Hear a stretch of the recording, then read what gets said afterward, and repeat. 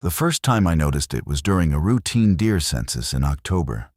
I was parked at the glass station, that's what we call the pull-offs, along the service roads where you sit with binoculars and a clicker and count whatever crosses the meadow clearings between 0600 and 0800. Sector 9, which covers roughly 11,000 acres of mixed hardwood and reclaimed pasture in the eastern half of the Tawny River Wildlife Management Area, about 40 miles from the nearest town of any size in Western Virginia. I'd been assigned Sector 9 for 3 weeks at that point. New transfer. I'd spent the previous 6 years as a conservation officer in the Piedmont Flatter Ground. More agricultural interface, more poaching cases, and fewer large predators. Tawny River was a step up. Larger jurisdiction, more field work, less public contact. I wanted it. That October morning, I was counting a group of 8 whitetails feeding at the eastern tree line. Standard dispersal pattern does and yearlings. 1 young buck on the periphery. I logged them, noted the time, noted the weather, noted the GPS coordinates of my station. All of it routine. Then the group stopped feeding. All 8 heads came up simultaneously, oriented in the same direction northwest, toward the interior of Sector 9. That happens. A snapped branch, a coyote at distance, a hiker off trail. You wait. The deer either bolt or they settle. They didn't bolt. They turned, all 8, and walked northwest into the tree line. Not running, walking, together, in a single file. White-tailed deer do not walk in single file. They scatter, they cluster, they follow in loose association. They don't form a line and march. What I was watching looked like livestock being led through a gate, except there was no gate and nothing leading them. I noted it. I wrote, "Unusual group movement, possible disturbance, investigate," in my field book and went on with the census. I finished the morning with 43 total animals observed across 3 clearing zones, normal count for October. I filed the report and didn't mention the single file movement because I assumed I'd misread it from 400 yards through 10 times binoculars. Parallax, maybe. A trick of the sight line through thin timber. You see enough animals, and you stop trusting the strange ones. 3 days later, I was running a trail camera check on the southeastern ridge of Sector 9. We maintain 42 cameras across the WMA, repositioned seasonally. And my job was to pull cards, swap batteries, and flag any camera that needed relocation. Camera 9-17 was mounted at chest height on a red oak overlooking a game trail that led down to a seasonal creek bed. The creek was dry in October. The camera had been active for 26 days.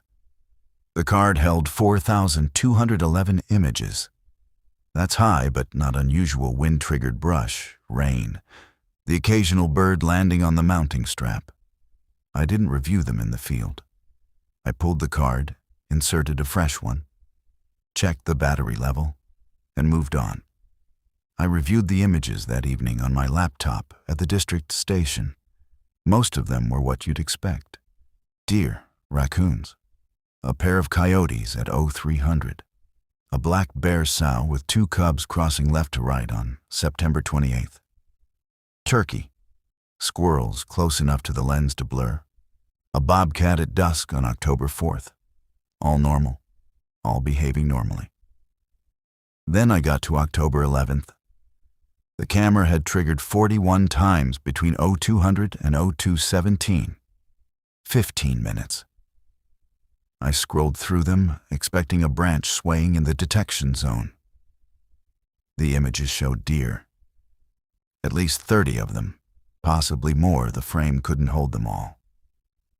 They were standing in the dry creek bed and along both banks, packed closely together, all facing the same direction. South-southeast.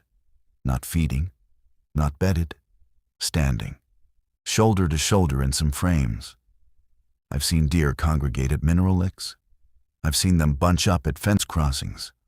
I've never seen 30-plus whitetails standing motionless in a dry creek bed at 2 in the morning, pressed together like commuters, all facing the same compass bearing. The 41 images spanned 15 minutes. In the first image, the animals were already assembled. In the last image, they were still there. Nothing arrived during the sequence. Nothing left. I have no image of them gathering and no image of them dispersing.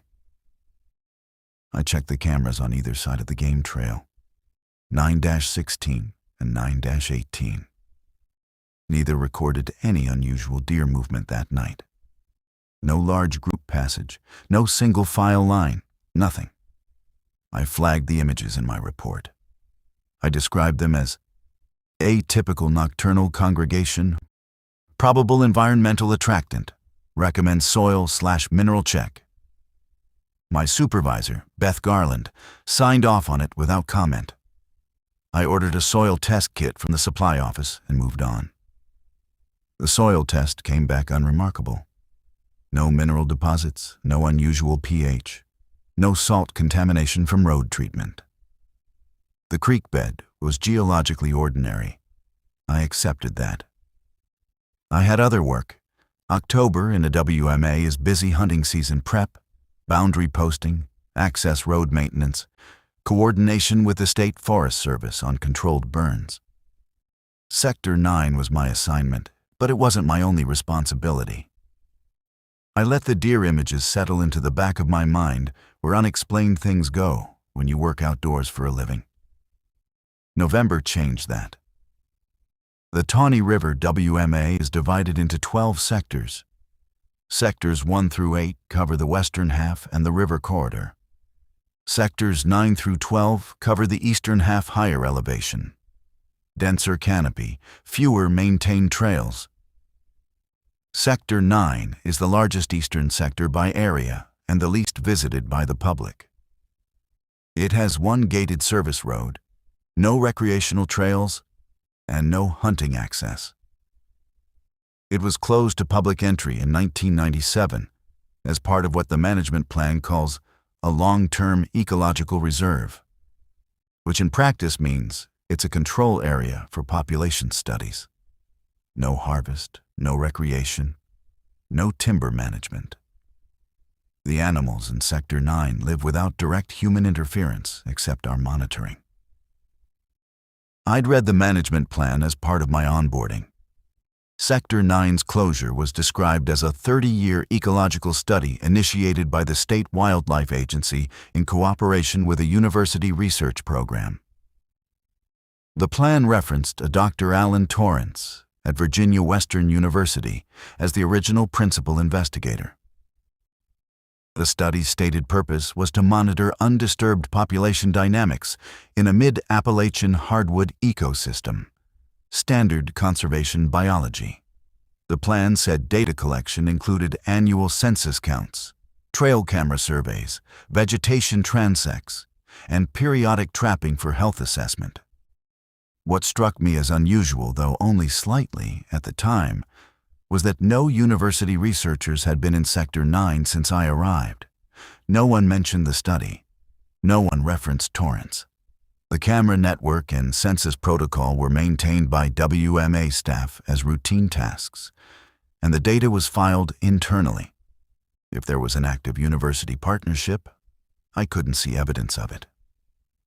In November, I was reviewing harvest reports from Sectors 6 and 7, which bordered Sector 9 to the west and south. Hunters are required to check in harvested deer at our station, where we record sex, estimated age, weight, and a GPS coordinate of the kill site. I was entering data when I noticed something. In Sectors 6 and 7, within 1 mile of the Sector 9 boundary, harvest success was almost zero, not low, almost zero. Across the entire archery and muzzleloader seasons, only 2 deer had been taken within that buffer zone. In the rest of those sectors farther from the boundary, harvest rates were normal, healthy, consistent with population estimates. I pulled 5 years of harvest data. The pattern held. Every year, the area immediately surrounding Sector 9 was functionally empty during hunting season.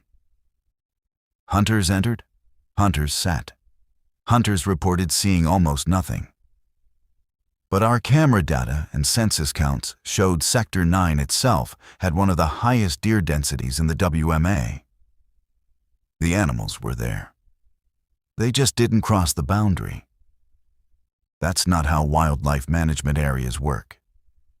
Deer don't respect sector boundaries. They don't know where Sector 9 ends and Sector 7 begins. There's no fence. There's no geographic barrier. The boundary runs through continuous forest along a surveyed line, marked by painted blazes on trees. The habitat is identical on both sides. There is no reason ecologically for animals to concentrate inside one sector and avoid the adjacent ones. I mentioned this to Beth Garland during a Monday briefing. I framed it as a data question. Was there something about the harvest reporting methodology that might skew the numbers near the boundary? She looked at the spreadsheet I'd printed. She looked at it for longer than the question required. The reserve population is healthy, she said. That's the point of the closure. I'm not questioning the population, I said. I'm asking why the animals stay inside the boundary. They don't stay inside the boundary. They just concentrate where there's no hunting pressure. It's a refuge effect. That's well documented. She was right that refuge effects are well documented. But a refuge effect produces elevated density inside the protected area and a gradient of decreasing density outward. It doesn't produce a hard edge. It doesn't produce a zone where hunters 1 mile from the boundary sit in a tree stand for 6 hours and see nothing, while trail cameras a mile in the other direction record 30 deer standing in a creek bed at 2 in the morning. I said that. Not those exact words, but the substance of it. Beth closed the spreadsheet and handed it back to me. Write it up if you want. I'll forward it to Richmond. I wrote it up. I don't know if she forwarded it. Nothing came back. In December, I started driving the Sector 9 service road more frequently than my duties required. The road enters from the south gate, runs roughly north-northeast for 4 miles along the eastern ridge, then dead ends at a turnaround near a decommissioned fire tower. The tower was fenced off and posted with no trespass signage from the state. I drove the road slowly, stopping at each camera station, glassing the surrounding timber, and paying attention to animal behavior in a way that went beyond census protocol. What I saw repeatedly was ordinary. Deer browsing, turkeys scratching in leaf litter, the usual winter bird activity, juncos, chickadees, a pileated woodpecker working a standing dead elm, coyotes scat on the road, bear sign on a beech tree. Sector 9 looked and sounded like a healthy Appalachian forest. But twice in December, and once in early January, I observed something that didn't fit. The first time was December 14th. I was parked at the turnaround near the fire tower, eating lunch in my truck, glassing a south-facing slope about 300 yards out. A group of 6 deer emerged from the timber, 4 does, 2 fawns. They fed for approximately 20 minutes, moving gradually downhill. Then they stopped. All 6 simultaneously, heads up, oriented northwest. Same direction as the October group. They stood motionless for 90 seconds. I timed it on my watch because I was already paying attention. Then they turned and walked, not ran back into the timber in the direction they'd come from. Single file. The second time was December 22nd. Different location, 2 miles south on the service road. A lone coyote crossed the road in front of my truck at a trot, heading east. It reached the far shoulder, stopped, turned 90 degrees to face northwest, and sat down. It sat in the road shoulder for almost 4 minutes. Then it stood up, reversed direction, and trotted back the way it had come. west, away from the interior of Sector 9. The third time was January 3rd. I was checking camera 9-22, which overlooks a small seep spring on the north slope. While I was swapping the card, I heard a sound I've heard 1,000 times, a large flock of birds lifting off. That rushing, collective wing beat. I looked up. A mixed flock of starlings and blackbirds, probably 200 birds, rose from the canopy about a quarter-mile northwest. They climbed, circled once, and flew south. Not unusual. Birds flush for predators, thermals, disturbance. What was unusual was what happened next. About 30 seconds later, a second flock rose from a point slightly farther northwest. Same size, same composition, same altitude. They circled once and flew south. Then a third flock, farther still. Then a fourth. 4 separate flocks, each originating from a point farther northwest than the last, each rising in sequence, as if something was moving through the canopy toward the northwest, and each flock was responding to its arrival and departure in turn. But the flocks didn't behave like birds flushing from a predator. A red-tailed hawk or a Cooper's hawk moving through timber sends birds in every direction. These flocks rose, circled, and flew south. All 4. Same direction, same altitude, same single circle before departure. It looked coordinated. It looked like a relay.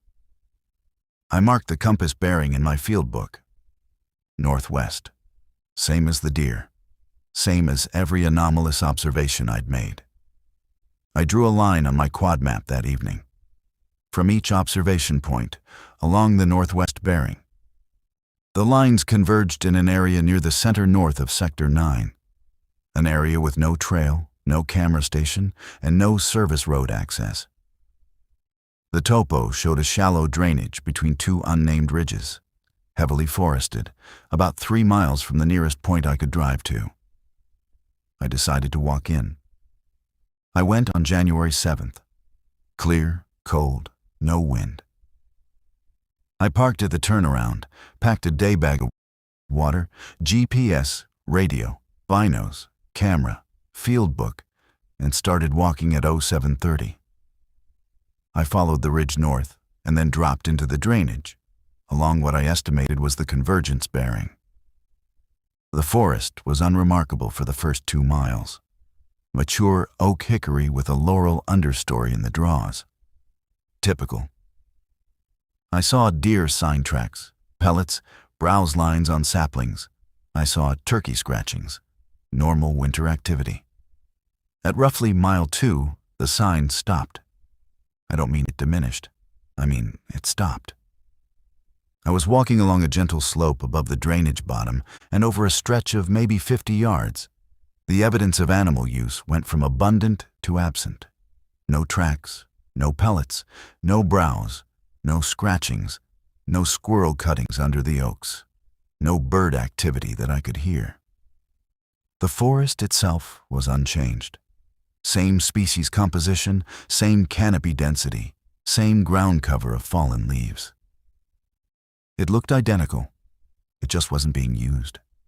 By anything. I stopped and listened. No wind, no bird call, no rustle. The only sound was the faint ticking of my jacket zipper against my chest when I breathed. I checked my GPS. I was about a quarter mile from where my bearing lines converged on the map. I continued. The drainage narrowed, and the slope on either side steepened. The canopy closed overhead. The ground was wet, a thin seep running over exposed sandstone, enough to darken the leaves, but not enough to form a channel. I was watching my footing when I noticed the first marker. It was a small metal tag, roughly the size of a postage stamp, nailed to a tulip poplar at chest height. Aluminum, stamped with a number, 0911. It was weathered but legible. I photographed it. 40 yards farther, another. Same size, same material. stamped 0912. I followed them. They appeared every 30 to 50 yards, ascending in number, each nailed to a tree at roughly the same height. 0913, 0914, 0915. They were survey markers of some kind, but they didn't match any system I recognized. State forestry markers are different, round, color-coded, with district identifiers. These were plain aluminum rectangles with 4-digit numbers and nothing else. At tag 0923, I entered a flat area at the bottom of the drainage. The seep had widened into a shallow, wet meadow, maybe 2 acres, ringed by mature timber. The canopy was more open here, gray winter light. The ground was saturated sphagnum moss, sedge tussocks, standing water, and a few low spots. In the center of the meadow, partially obscured by a cluster of alders, was a concrete pad. It was roughly 10 feet square, poured directly on the ground, with no visible structure on top of it. The surface was cracked, but intact. Leaves and moss had accumulated around the edges, but the center was relatively clean, as if water sheeted off it regularly. There were 4 capped bolt anchors set into the concrete near the corners, the kind you'd use to mount equipment or a small building frame. Next to the pad, on the south side, was a steel utility box mounted on a short post. The box was padlocked. It was the same dark green as the game camera housings we used, but larger, maybe 18 inches on a side.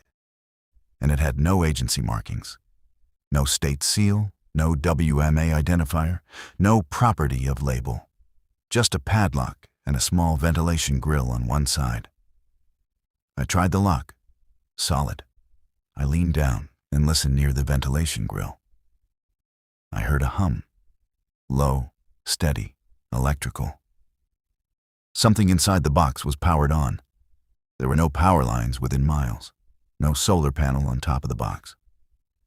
I looked around the pad and found, on the north side, a ground-level conduit pipe, PVC, 2-inch diameter, emerging from the earth at a shallow angle and entering the base of the utility box through a drilled hole. The pipe came from the direction of the ridge. I followed it with my eyes as far as I could. It disappeared into the leaf litter after about 6 feet. I photographed everything. The pad, the box, the conduit, the bolt anchors, the numbered tags. I took GPS coordinates. I noted the time, 1014. Then I sat on the edge of the concrete pad and glassed the tree line around the meadow. Nothing moved, nothing called. The silence was absolute and had been since I crossed that invisible line 200 yards back. I ate a granola bar. I drank some water. I sat there for 20 minutes. At 10:36, I heard a sound from the northwest uphill, in the timber beyond the meadow. A single, sustained tone. Not a bird, not a mechanical sound exactly. It was like a tuning fork struck once and held, or the resonance of a taut wire in wind, except there was no wind. It lasted between 5 and 8 seconds, then stopped. Nothing moved in response. No birds flushed. No animal sound followed. I packed up and walked out the way I'd come. The animal sign reappeared at approximately the same line where it had disappeared. On the drive back to the district station, I decided to look up Dr. Alan Torrance. It took me less than an hour to find out he was dead. Torrance had been a wildlife ecologist at Virginia Western from 1971 to 2003. He retired in 2003 and died in 2009. His university page had been archived but was still accessible. It listed his research interests: large mammal population dynamics, predator-prey modeling, habitat fragmentation. His publication list included 24 papers, mostly in standard journals. None of them mentioned Tawny River specifically. But his name was on the Sector 9 management plan, as the principal investigator for the 30-year ecological study.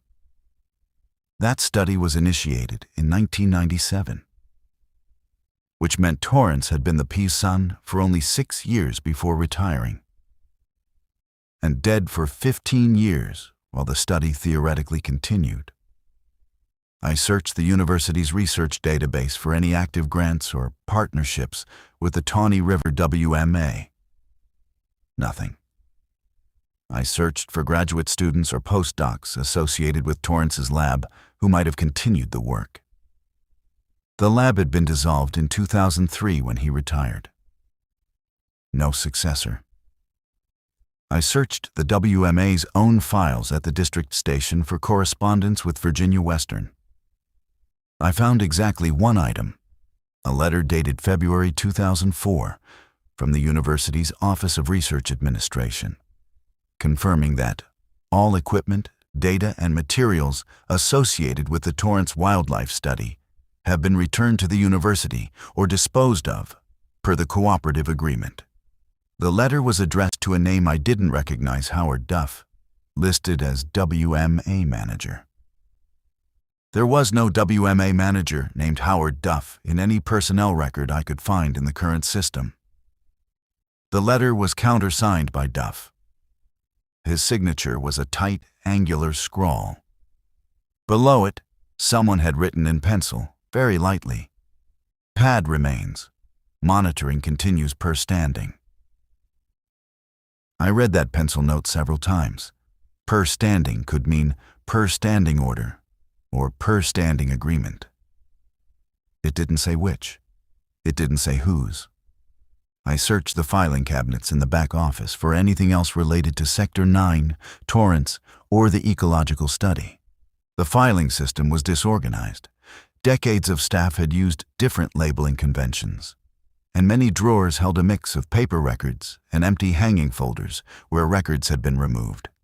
In the third cabinet, I found a manila folder labeled S9, Monitoring, in faded marker. It contained 11 pages. The first page was a schedule. Monthly dates, January through December, with no year specified. Next to each date was a single entry: confirm 0900 series continuity. File absence report if discontinuity observed. That was it. No explanation of what the 0900 series was. No explanation of what continuity meant. No instruction for what to do if discontinuity was observed, other than file a report. The remaining 10 pages were those absence reports. 10 of them, spanning dates from 2006 to 2019. Each was a single paragraph, handwritten, describing a visit to the 0900 series tagline and the meadow. Each reported the same thing: all tags present, concrete pad intact, utility box operational, confirmed by audible hum. No animal activity within the survey area. No animal activity. Every report across 13 years confirmed the same absence I'd observed. The reports were signed by different people. I recognized 2 names as former WMA officers I'd heard mentioned in passing. The others were unfamiliar. None of the reports were signed by Beth Garland. None were signed by any current staff member I knew. The most recent report was dated March 2019. Nothing after that. I photographed every page in the folder. Then I put it back exactly where I'd found it. The next morning, I went to Beth's office. I didn't mention the folder. I asked about the concrete pad in Sector 9. I described it neutrally. I'd been walking the drainage to look at winter deer sign, and I'd come across a small concrete slab with an equipment box. Was it an old research station from the Torrance study? Beth was writing something when I came in. She finished her sentence before looking up. "Where in Sector 9? I gave her the GPS coordinates. She didn't check a map. She didn't ask me to repeat them. She nodded once. "That's a legacy installation, part of the original study infrastructure. It should have been removed, but the agreement lapsed when Torrance died. It's on the decommission list. The equipment box is still powered on, I said. It's battery operated. Long-duration monitoring equipment. It cycles down eventually. It's been running since at least 2006. The monitoring reports in the S9 file go back that far. She looked at me for a moment without expression. Then she said, "Those reports are legacy documentation. When the study ended, the monitoring schedule should have been discontinued, but it got carried over in the task rotation by mistake. It happens with long-term assignments. People keep doing what the binder says." The pencil note on the 2004 letter says monitoring continues per standing order. I'm not familiar with a standing order. Howard Duff managed this station before I was assigned. He may have maintained the schedule out of professional courtesy to the university, but this study is over. It's been over since 2003. Then what's the equipment monitoring? I don't know. I've never been to the pad. I don't have a key to the box. If you want, say one. Write up a decommission request, and I'll route it to the regional office. They can send someone to remove it. I wrote up the request that afternoon. I submitted it through the internal system.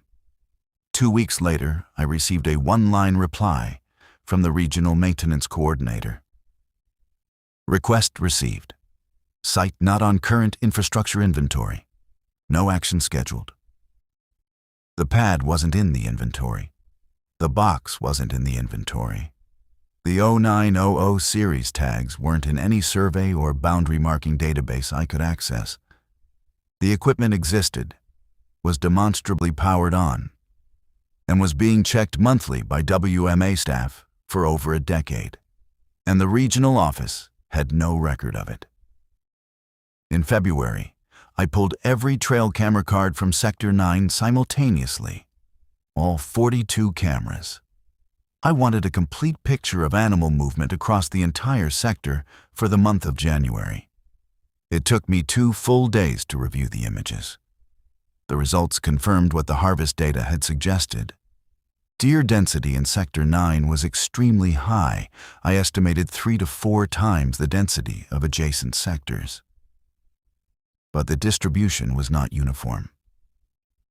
Activity was concentrated in the outer ring of the sector, within about a mile of the boundaries. The cameras in the interior, the 12 stations closest to the drainage where the meadow was recorded, dramatically less activity. 3 of those interior cameras recorded 0 animal triggers for the entire month. 0, not low. 0. 31 days of continuous operation, and not a single deer, raccoon, squirrel, turkey, or coyote triggered the sensor. I mapped the camera data. What emerged was a ring. A dense ring of animal activity around the perimeter of Sector 9, with a void in the center. The void was roughly circular, maybe 1.5 miles in diameter, centered on the meadow with the concrete pad. The animals were concentrating around the outside of something. They were not entering the interior. But the October creek bed images, 30 deer standing together at 2 in the morning, had been captured by camera 9-17, which was inside the ring. Inside the void. The only significant animal activity recorded in the interior was that single anomalous event. I went back to those images again. 30-plus deer, packed together, facing south-southeast at 0200. I looked at the compass bearing. South-southeast from camera 9-17, pointed directly away from the meadow. They were facing away from the center, as if they had gone in, and were now oriented back toward the perimeter, or as if they were being sent back. I don't like writing that. I don't like the implication. But I'm describing what the evidence showed me, and what the evidence showed me was an organized pattern with a center, a periphery, and a directional component. and the center was a concrete pad with a humming metal box in a silent meadow where no animal would go. I went back to the meadow on February 19th. This time, I brought a handheld EMF meter, the kind used for electrical inspections, not ghost hunting. I wanted to know if the utility box was producing an electromagnetic field strong enough to affect animal behavior. There's published research on EMF sensitivity in birds and mammals.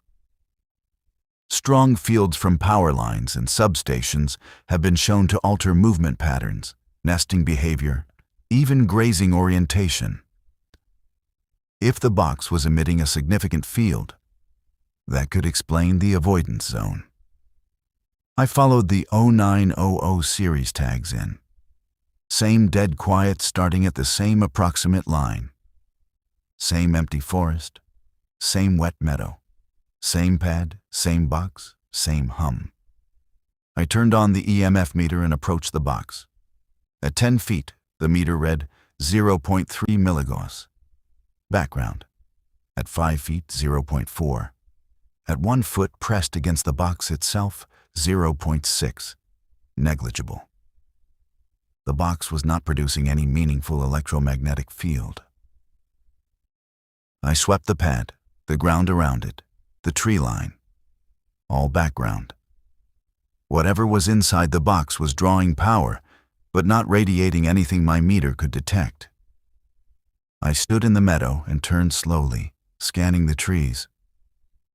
The silence was the same as January. Total. The forest around me was biologically inactive. No movement, no sound, no sign. I walked outward from the meadow to the northeast, a direction I hadn't explored before. The 0900 series tags continued past the meadow. 0924, 0925, 0926, leading up the far slope. I followed them. At tag 0931, I found a second concrete pad. This one was smaller, maybe 6 feet square. Same construction, same bolt anchors, but no utility box. Instead, mounted in the center of the pad, was a steel pole about 4 feet tall with a flat platform on top. On the platform was a device I recognized after a moment. A weathered, outdated acoustic sensor, the kind used for environmental noise monitoring or, in wildlife applications, for bat surveys and songbird census work.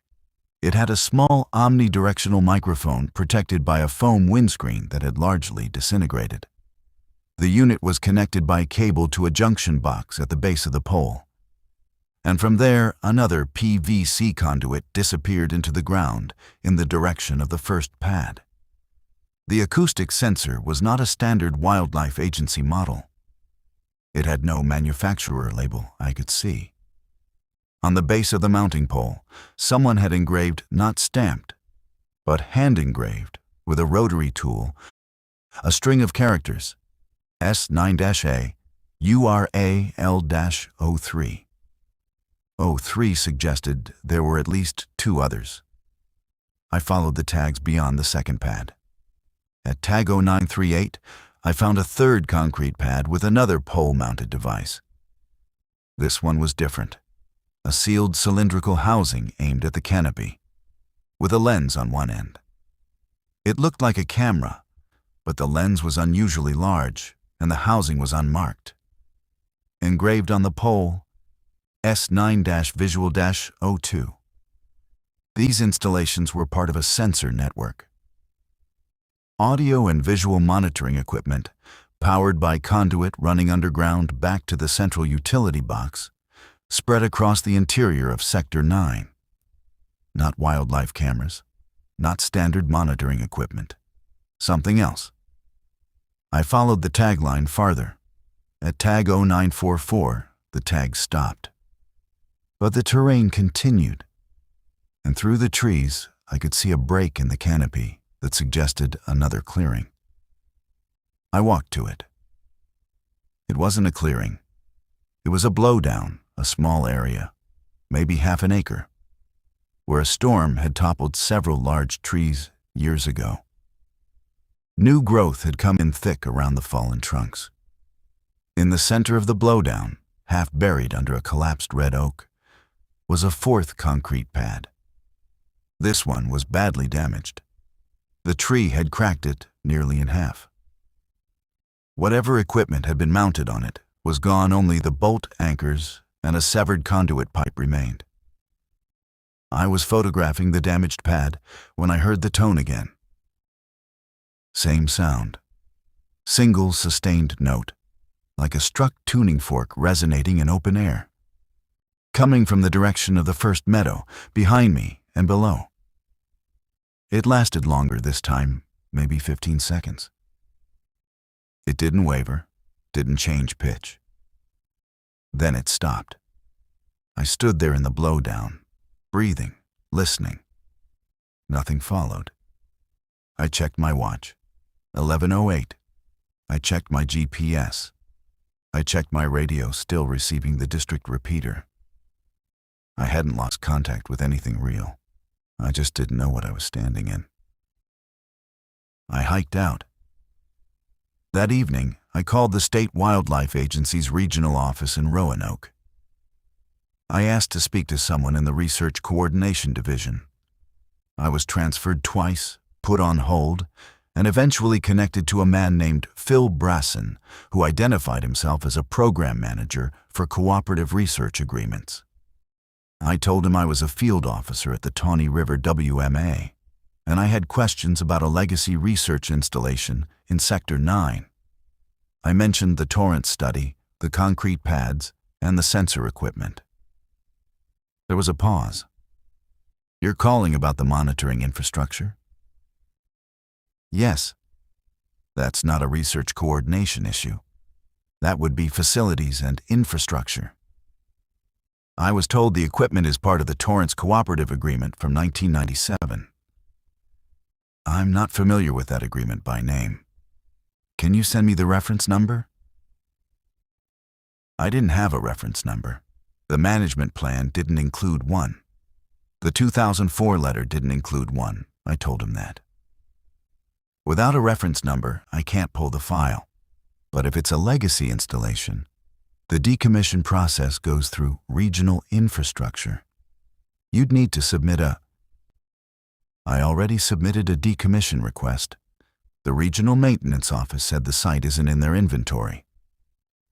Another pause. Then it may have been removed from the active inventory when the agreement ended.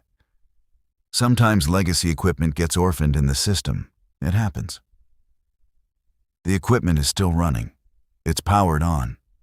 Someone has been checking it monthly for at least 13 years. I don't know what to tell you. If it's not in the inventory, we don't track it. You'd have to talk to your district supervisor about local maintenance protocols. My district supervisor says she's never been to the site. Phil Brasson was quiet for several seconds. "Listen," he said. "I've been in this office 11 years. I've never heard of a Torrance study or a Sector 9 monitoring network. That doesn't mean it doesn't exist. It means it predates me, and it's not in the systems I manage. If you want my advice, document what you've found, submit it in writing to your district and regional chain, and let the system work. These things take time, but they do get resolved." "What things?" "Legacy infrastructure that outlives its original purpose. It's more common than you'd think, especially in the older WMAs. People install things, studies end, the people move on or retire or die, and the equipment just sits there. Eventually, someone like you stumbles on it and the paperwork catches up." He was being reasonable. He was probably right in a general sense. Legacy infrastructure does get orphaned. Studies do outlive their investigators, but he was describing a scenario in which unpowered equipment sits forgotten in the woods. He was not describing a powered network in an active wildlife void where animals organize themselves around a center point, and no one in any office at any level could tell me what the equipment was for. I thanked him. I hung up. I opened my laptop and searched for the term S9-aural in every database and document repository I had access to through the state system. No results. I searched S9-visual. No results. I searched 0900-series. No results. I searched the WMA's annual reports for any mention of Sector 9 results. I searched the WMA's annual reports for any mention of Sector 9 monitoring infrastructure, sensor networks, acoustic surveys, or cooperative research equipment. Nothing. Not in any year. Not in any report. In March, I did something I shouldn't have. I went back to the utility box in the meadow at night. I told myself it was because the anomalous deer congregation had occurred at 0200, and the sequential bird flushes had happened in daylight. And I wanted to observe the site under both conditions. That was technically true. But what I really wanted was to be there when something happened. Every daytime visit had shown me the same thing. Silence, emptiness, a hum. I wanted to see what the site did when no one was watching. I parked at the turnaround at 2300 and walked in with a headlamp and a red-filtered flashlight. I followed the tags. The silence was the same as daylight absolute, starting at the same boundary. The forest was dark in the way that leafless winter hardwood forest is dark. You can see through the canopy to a pale sky, and the trees are verticals in every direction. The ground underfoot was frozen. I reached the meadow at 2345. I turned off my headlamp and sat on the concrete pad. The hum was the same. Steady, low, electrical. The box a few feet to my left, invisible except by touch. I sat there for 2 hours. I listened. I watched. I let my eyes adjust fully and scanned the tree line. Nothing moved. No deer, no owls, no eyeshine anywhere in 360 degrees. At 0147, the tone sounded. Same pitch, same sustain. But this time, I was inside the meadow, not listening from a distance, and the sound was different. It wasn't directional. It didn't come from a point source. It was everywhere equally, as if the air itself was vibrating at that frequency. It lasted about 10 seconds. Then it stopped. My radio, which had been receiving the district repeater clearly, was now silent. I checked the display. It showed the correct frequency. The squelch was set normally, but the repeater was gone. I switched to the secondary frequency. Gone. I switched to a weather channel. Static but faint, attenuated, like the signal was being absorbed before it reached me. I felt very calm. That's the part I find difficult to explain. I should have been afraid. I was sitting alone in the dark, in the center of a zone that every animal in the sector avoided. My radio had just lost reception after an unexplained sound, and I had no explanation for any of it. But what I felt was calm, not relaxed calm. Still, like the silence around me had a quality I was absorbing. I sat there for another 40 minutes. The radio didn't recover. The tone didn't repeat. Nothing moved. At 0230, I stood up, walked back along the tags, and reached the service road at 0310. 50 yards from the trailhead, my radio clicked and the repeater came back. Full strength, as if I'd just walked out of a dead zone, which is essentially what had happened. Except that no dead zone I've ever encountered was that precisely bounded or that perfectly quiet. I drove back to the station. I didn't file a report. I went home and lay in bed and thought about the concrete pad in the dark and the sound and the calm and the ring of deer around an empty center. I thought about it for a long time. I couldn't find Howard Duff, not in the state personnel database, not in retirement records, not in any professional directory. The 2004 letter was the only document that placed him at the Tawny River WMA. I searched newspaper archives from the county. Nothing. I searched obituaries. Nothing. But I found the name again in an unexpected place. In April, while organizing a supply closet at the district station, I moved a box of outdated topo maps to reach a shelf of vehicle maintenance binders. Underneath the maps was a hardbound notebook, green cloth cover, no label. I opened it. The first page said, in careful handwriting, Sector 9 Field Notes H. Duff, 1998 to 2003. I sat on the floor of the supply closet and read it cover to cover. Howard Duff had been meticulous. His field notes were dated, detailed, and organized by visit. He recorded weather, temperature, wind direction, and his route through the sector on each trip. He recorded animal observations with species, count, behavior, and GPS coordinates. He documented the installation of the concrete pads, the sensor equipment, and the tagline. He described meetings with Torrance and 2 graduate students' names I didn't recognize who visited periodically to download data from the sensor network. The study, as Duff described it, was exactly what the management plan said it was: long-term population monitoring in an undisturbed habitat. The sensor network was supplementary acoustic monitoring for bird census, visual monitoring for nocturnal activity at specific stations. All standard, all explainable, until page 47. The entry was dated June 12, 2001. Duff's handwriting, normally even and controlled, was slightly compressed. The entry was shorter than usual. Visited Meadow Site 0900. Confirmed all equipment operational. During data download, observed complete cessation of ambient sound at approximately 10:30. Duration, 7 minutes. No wind. No animal activity.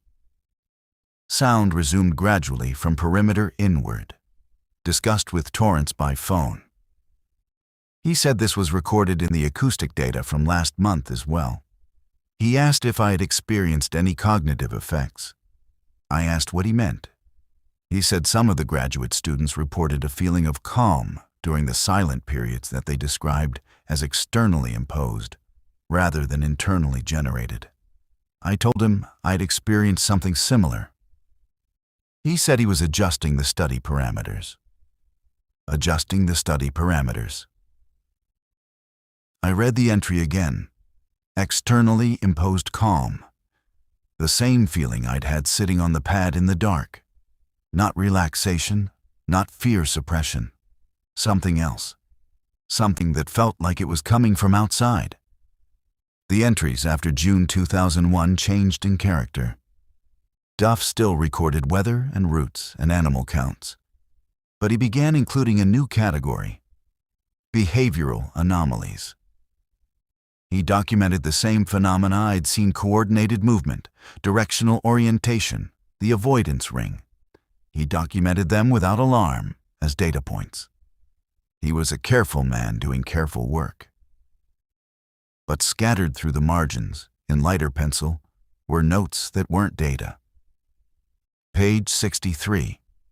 The deer know where the line is. They stop at the same place every time. It's not terrain. It's not scent.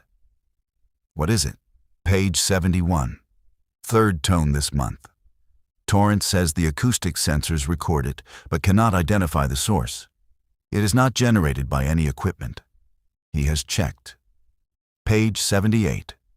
Torrance asked me not to report the behavioral data to the state. He says the study will be terminated if the agency sees coordinated animal behavior they cannot explain. He says the monitoring must continue.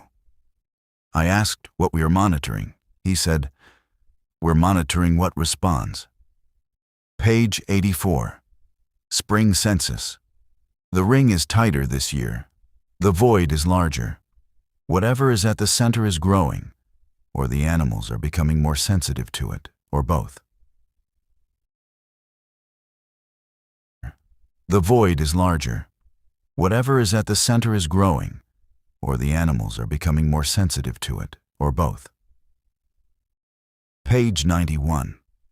Torrance is ill. He has not visited this season. The graduate students have not returned.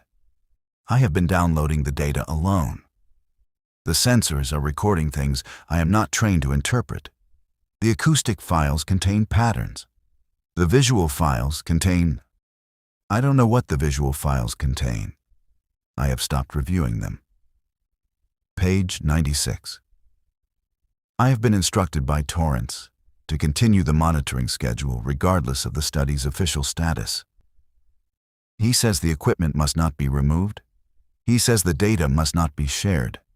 He says the monitoring is the point, not the data, the monitoring itself.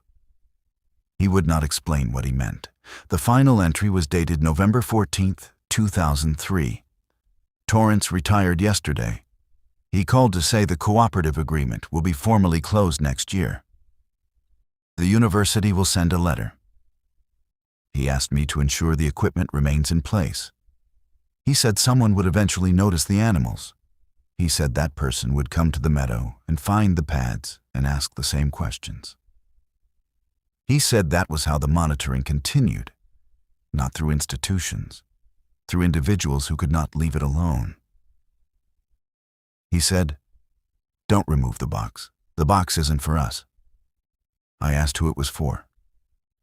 He didn't answer. I closed the notebook.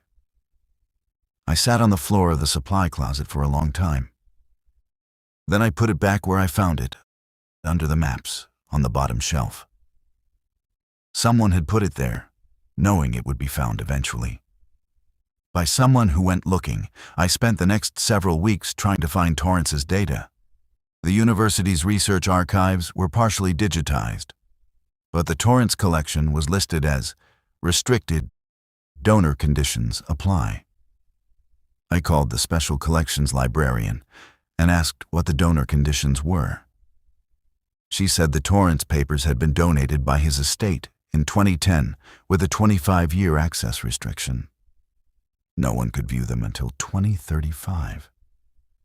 Can you tell me what's in the collection? I can tell you the finding aid description. It says, research data, field recordings, correspondence, and equipment specifications related to long-term ecological monitoring. Approximately 14 linear feet of paper records and 8 terabytes of digital media. 8 terabytes. For a deer census study that ran 6 years. Is there a reason for the access restriction? The donor, Dr. Torrance's daughter, requested it. That's all I know. I couldn't access the data. I couldn't find Howard Duff. I couldn't get the regional office to acknowledge the equipment. I couldn't get Beth Garland to discuss it beyond administrative deflection.